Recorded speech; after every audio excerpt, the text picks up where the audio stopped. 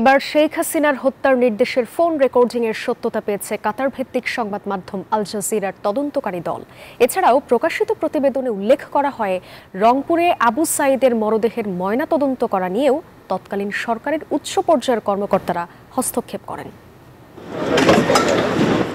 বাংলাদেশের সাবেক প্রধানমন্ত্রী শেখ হাসিনার বেশ কয়েকটি গোপন ফোনালাপ সম্প্রচার করেছে আল জাজিরা।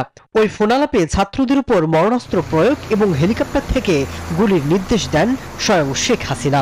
এবারে কোনো কথা নাই, এবার একবার শুরু করে দিবা বলে দেওয়া দিলে বলতে বলতে থাকবে। এখন শুধু ওই অল্প জমা থাকবে, করতে হবে। শিক্ষার্থীদের দমাতে পরিচালিত অভিযানের নাম দেওয়া হয়েছিল operation clean down. Audio record বিশ্লেষণ করে আল জাজিরা জানায়, শেখ হাসিনা তার গোয়েন্দা সংস্থা এবং আইন শৃঙ্খলা বাহিনীকে ছাত্রদের উপর গুলি করার নির্দেশ দেন। আল জাজিরার তদন্তকারী দল দাবি করেছে, এই অডিও ক্লিপগুলো সরবরাহ করেছে শেখ হাসিনার ঘনিষ্ঠ মহলে থাকা নিজস্ব গোয়েন্দা সদস্যরা।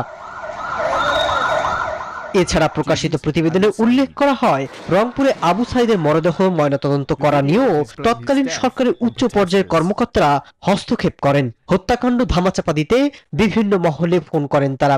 রংপুর মেডিকেলে ফোন করে আবু সাঈদের ময়নাতদন্তের প্রতিবেদন চান সালমান এফ রহমানও। বডি পোস্টমর্টম করা হয়েছে তো রংপুর মেডিকেল করেছে, আমাদেরকে পোস্টমর্টম রিপোর্ট দিতে সময় লাগবে কেন? যদি করে তাকে লুকিচুরি কে খেলতেছে? রংপুর মেডিকেল।